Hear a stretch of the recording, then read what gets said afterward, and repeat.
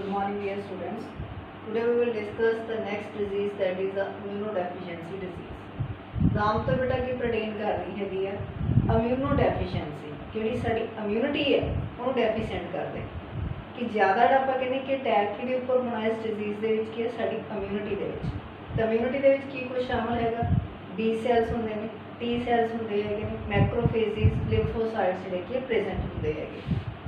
Next ਆ ਬੇਟਾ ਅਸੀਂ ਇਹਨੂੰ ਕੀ ਕਹਿ ਸਕਦੇ ਹਾਂ, where defence mechanism. Defence mechanism की है साडा, that is the lymphocytes. Defence mechanism of our body are weakened. तो जो साडी बॉडी का क्या डिफेंस मैकेनिज्म वीक हो जाता है, the person that become more susceptible towards the micro organism. कोई वायरस हो सकता, कोई पैथोजन हो सकता, कोई बैक्टीरिया हो सकता है, वो प्रति इन्ना ज़्यादा ससैप्टेबल हो जाता है कि किसी भी तरीके अपने आप को उस इन्फेक्शन तो बचा नहीं सकता है। ये मतलब दो टाइप्स दी होंदियां ने, एक होंदी अपने को प्राइमरी, दूसरी होंदी है सैकेंडरी। प्राइमरी का मतलब कि बर्थ के दौरान ही जी आप कहने हैं कि इम्यून सिस्टम की डिस्टर्बड होना, या आप कह सकते कि इम्यून सिस्टम के कमी होनी इनवॉल्व होंदी है, जिहदे आप कहने कि किसी भी बच्चे का जिहड़ा बर्थ होंदा हैगा without B and T cells. तो बी ते टी सैल की साडे की डिफेंस मैकेनिज्म है। तो जोड़ा बच्चा की बी ते टी सैल्स तो बिना जोड़ा आप कहने बॉर्न होंदा हैगा, उस डिजीज़ को असीं क्या प्राइमरी जी इम्यूनोडेफिशिएंसी डिजीज़ कहते हैं, जिहदे दो मेन डिजीज़ आउंदियां हैगे ने, SCID severe combined immunodeficiency disease. सब तो जी आप कहने कि सीवियर होंदी है, जिहड़ी कि सब तो ज़्यादा इम्यून सिस्टम जोड़ा आप कहने कि डेफिशिएंट करती है, डिस्टर्ब करती है। दूसरा बेटा है अपने को क्या सैकेंडरी। सैकेंडरी का मतलब की होंदा है जो बर्थ तो बाद किसी भी आप कहने हैं कि डिसऑर्डर के नाल जिहड़े कि पीरअप हो जाए। उहदे विच मेन रीजन की हो सकते हैं, माल न्यूट्रिशन हो सकती है, प्रॉपर जी कि डाइट आ नहीं ली जाती, बैलेंस डाइट नहीं ली जाती हैगी। दूसरा एक इन्फेक्शन, कोई भी इन्फेक्शन इन्नी मेजर प्रोड्यूस अप हो जाए, कोई वायरस इस तरीके का एंटर कर जाए जिहड़ा कहना कि इम्यून सिस्टम के उपर जाके कि अटैक कर दे। उस तो बाद बेटा अपने को मैगनैंसी। मैगनैंसी का मतलब कि होंदा कैंसर, जिहदे आप कहने कि अनवांटेड सैल्स या जो डिफेक्टेड सैल्स है वो कि एबनॉर्मल अमाउंट के जोड़े कि इंक्रीज अप हो जाए। नैक्सट है साइटोटॉक्सिन ड्रग्स, जोड़े आप कहने बहुत ज़्यादा कि टॉक्सिन ड्रग्स लेंदे हैगे ने, ज़्यादा आप कहने कि स्ट्रॉन्ग मेडिसिन्स लेंदे हैगे ने, तो उसके नाल भी जिहड़ा कि इम्यून सिस्टम जिहड़ा कि डिस्टर्ब होंदा है। जिहदे विच अपने को मेन जिहड़ियां कि डिजीज़ ने, एड्स है जिसका नाम तुसीं आम ही सुनिया हैगा। दूसरे कि अपने को बेटा हॉडकिंस डिजीज़, जिहड़ी हॉडकिन डिजीज़ है that is the malignant of the lymphatic tissue. जिहड़ा लिम्फेटिक टिश्यू है साडी बॉडी दे विच जिहड़ा आपां कहने मीडिएटर जिहड़ा कि काम करता हैगा, तो ਉਹਦੇ ਜਿਹੜੇ ਆਪਾਂ ਕਹਿੰਦੇ कि कैंसर, उससे कैंसर होने ਨੂੰ ਜਿਹੜਾ ਆਪਾਂ ਕਹਿੰਦੇ कि हॉडकिंस डिजीज़ किया जाता है। तो ਅਸੀਂ पहले ही कही जाते हैं कि साढ़े डिफेंस जोड़ा कि मैकेनिज्म वो उपर जोड़ा कि अटैक करता है। तो हॉडकिन के क्या लिम्फेटिक टिश्यू के उपर कि आप कहने कि एबनॉर्मल सैल्स जोड़ा कि इंक्रीज हो जाना, तो उसमें असीं कि malignancy of the lymphatic tissue कहने, या सिंपल फॉर्म के लिम्फेटिक टिश्यू का क्या कैंसर कह सकते हैं। दूसरा पहली डिजीज़ है कि बेटा अपने को एड्स है, that is the major disease है। एड्स अपने को फुल फॉर्म की एक्वायर्ड, जी एक्वायर्ड का मतलब कि बर्थ तो बाद जी कि पैदा होती है, एक्वायर्ड इम्यूनोडेफिशिएंसी सिंड्रोम। अपने दिमाग के आता कि डिजीज़ भी वही चीज़ है, सिंड्रोम भी, फिर नाम क्यों अलग अलग है। डिजीज़ के सिर्फ बेटा कि एक करैक्टर की गल कर सकते हैं, लेकिन जिथे अपने को कि group of symptoms appear up होंगे है, तो उसमें असी क्या सिंड्रोम का नाम देंगे हैं। तो जी अपने को क्या ये जी डिजीज़ सी डिस्कवर्ड हुई सी जी अपने को क्या किहदे द्वारा होंगी, disorder of the cell mediated immune system. Cell mediated immune system के साढ़े को टी सैल है, तो टी सैल के डिसऑर्डर के नाल जिहड़ी कि डिजीज़ है वो अपीयर अप होंदी है, क्योंकि टी सैल्स ने स्टिमुलेट करना है बी सैल्स को काहदे वास्ते, for the formation of the antibodies. जो टी सैल पहला जो आप कहने कि प्रॉपरली फंक्शन परफॉर्म अप नहीं कर रहा है, तो बी सैल को कहना कि वो कहना कि स्टिमुलेट नहीं करूँगा, कोई एंटीबॉडीज़ नहीं बननगियां, तो जो भी वायरस एंटर करूँगा तो अपने जी ग्रिप जी कि परफॉर्म कर लूँगा किसी भी सैल के जोड़े कि DNA के उपर जाके। दूसरा बेटा अपने को क्या डिस्कवरी, तो ਤਾਂ ਕਹਿੰਦਾ ਕਿ USA ਦੇ ਵਿੱਚ ਕੀ ਆ ਹੋਮੋਸੈਕਸ਼ੁਅਲ ਕੀ ਹੁੰਦੇ ਆ ਕਿ ਜਿਹੜੇ ਆਪਾਂ ਕਹਿੰਦੇ ਕਿ ਆ ਆਪਣੀ ਸੇਮ ਸੈਕਸ ਦੇ ਪ੍ਰਤੀ ਜਿਹੜੇ ਕਿ ਅਟਰੈਕਟ ਹੋ ਜਾਣ। ਕੁਝ ਹਾਰਮੋਨਲ ਚੇਂजेस ਹੁੰਦੀਆਂ ਨੇ ਕਿ ਬੋਡੀ ਜਿਹੜੀ ਆਪਾਂ ਕਹਿੰਦੇ ਕੀ ਆ और अपीयर करती है, लेकिन अंदर ਜਿਹੜੇ ਹਾਰਮੋਨਸ ਹੋਗੇ ਨੇ ਉਹਦੇ ਸੈਕਸ ਥੋੜਾ ਕਿ ਹੋਰ ਪਰਟੇਨ ਕਰਦੇ ਹੈਗੇ, ਜਿਹਦੇ ਕਰਕੇ ਕਹਿੰਦਾ ਕਿ ਜਿਹੜਾ ਪਰਸਨ ਹੈ ਆਪਣੇ ਸਿਮਿਲਰ ਸੈਕਸ ਦੇ ਪ੍ਰਤੀ ਜਿਹੜਾ ਕਿ ਅਟਰੈਕਟ ਹੁੰਦਾ ਉਹਨਾਂ ਨੂੰ ਹੋਮੋਸੈਕਸ਼ੁਅਲ ਕਿਹਾ ਜਾਂਦਾ ਹੈਗਾ। ਤਾਂ 1981 ਦੇ ਵਿੱਚ USA ਦੇ ਵਿੱਚ ਕੀ ਆ ਹੋਮੋਸੈਕਸ਼ੁਅਲ ਦੇ ਵਿੱਚ ਜਿਹੜਾ ਕਿ ਸਭ ਤੋਂ ਪਹਿਲਾਂ ਜਿਹੜਾ ਕਿ ਲੱਭਿਆ ਗਿਆ ਸੀਗਾ। ਔਰ ਜਿਹੜਾ ਆਪਾਂ ਕਹਿੰਦੇ ਕਿ ਰੈਟਰੋਵਾਇਰਸ ਦਾ ਮਤਲਬ ਕੀ ਆ ਉਹ ਵਾਇਰਸ ਜਿਹਦੇ ਉੱਪਰ ਕੀ ਆ RNA ਜਿਹੜਾ ਕਿ ਪ੍ਰੈਜ਼ੈਂਟ ਹੈ।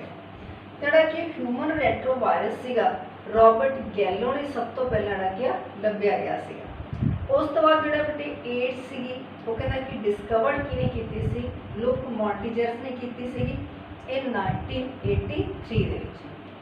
ਔਰ ਜਿਹੜਾ ਆਪਾਂ ਕਹਿੰਦੇ ਕਿ HIV ਦਾ ਜਿਹੜਾ ਕਿ ਨੇਮ ਦਿੱਤਾ ਗਿਆ ਸੀਗਾ ਉਹ 1986 ਦੇ ਵਿੱਚ ਦਿੱਤਾ ਗਿਆ ਸੀਗਾ।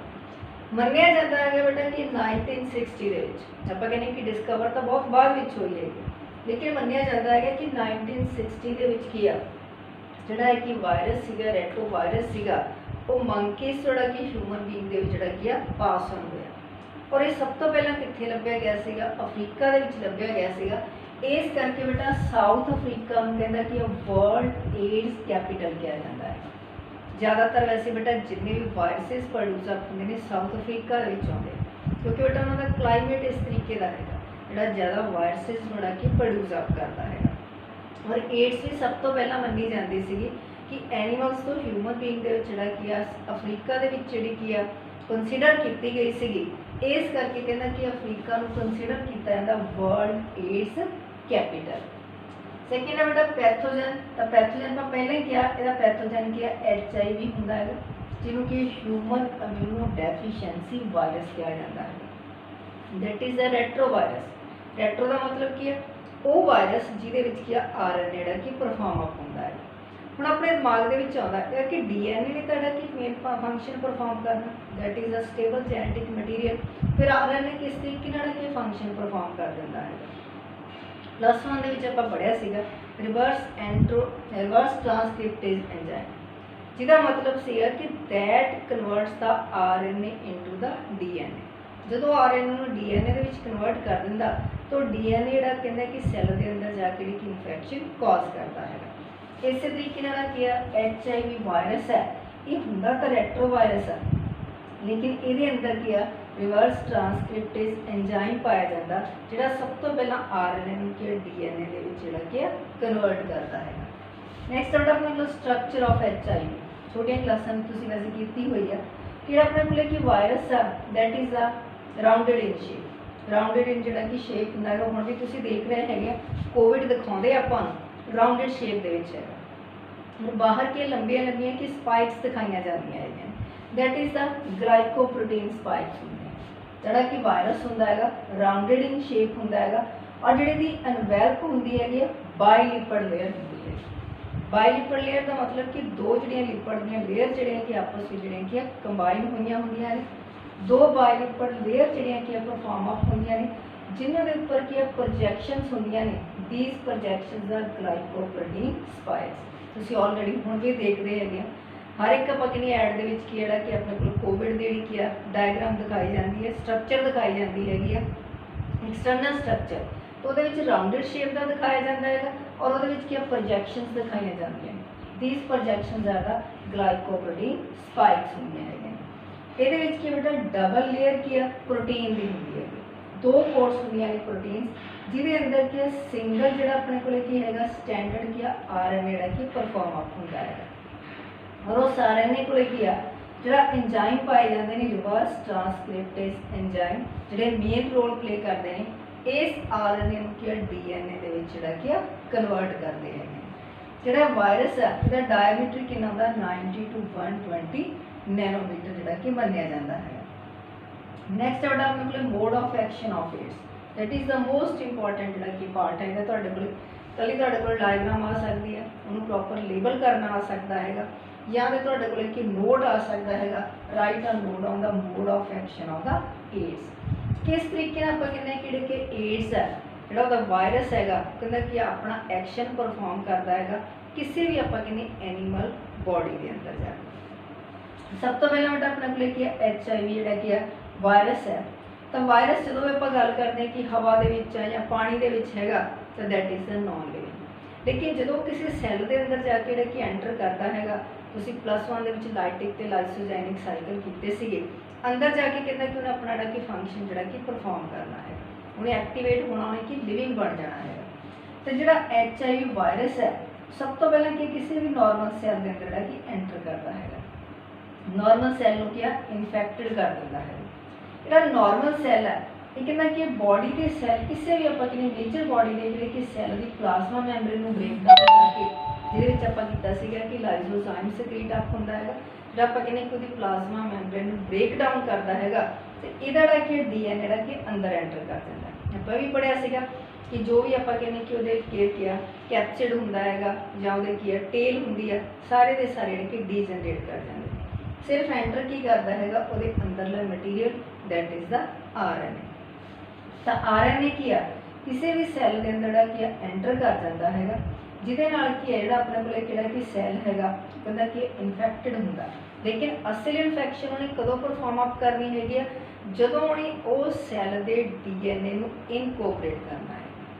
तो याद आपां पढ़िया सीगा कि उहदा की है उहदा जिहड़ा कि DNA अंदर एंटर करता हैगा तो किसी भी बैक्टीरिया जिहड़ा कि सैल का DNA आ उहदी जिहड़ी मशीनरी को यूज़ करना शुरू कर देंदा, अपनी कार्बन कॉपीज़ बनाता है और वो कार्बन कॉपीज़ फिर के नंबर ऑफ सैल्स के उपर जिहड़े जाके कि अटैक करते हैं और नंबर ऑफ सैल्स जिहड़ा कि इन्फेक्टेड करती हैं। तो जिहड़ा RNA एंटर कर गया बाकी सारे का सारा कि मटीरियल वो कहंदा कि बाहर रह जाता है। जिहड़ा RNA है फिर DNA दे विच कन्वर्ट होंदा क्योंकि उहदे विच कि रिवर्स ट्रांसक्रिप्ट जिहड़ा कि एंजाइम पाया जाता है, जिहड़ा RNA नूं की फिर DNA दे विच जिहड़ा कि कन्वर्ट करता है। जिहड़ा DNA हैगा वो फिर क्या इनकोपरेट करता, इनकोपरेट का मतलब कि हावी हो जाता है, इनकोपरेट करता है होस्ट के जीनोम के DNA के नाल। जो करता है तो सैल में प्रॉपर जिहड़ा कि इन्फेक्टेड कर दिंदा है, इसकी मशीनरी में यूज़ करना शुरू कर दिंदा है, जिहदे करके जिहड़ा कि अपनी कार्बन कॉपीज़ जिहड़ा कि परफॉर्म करता है।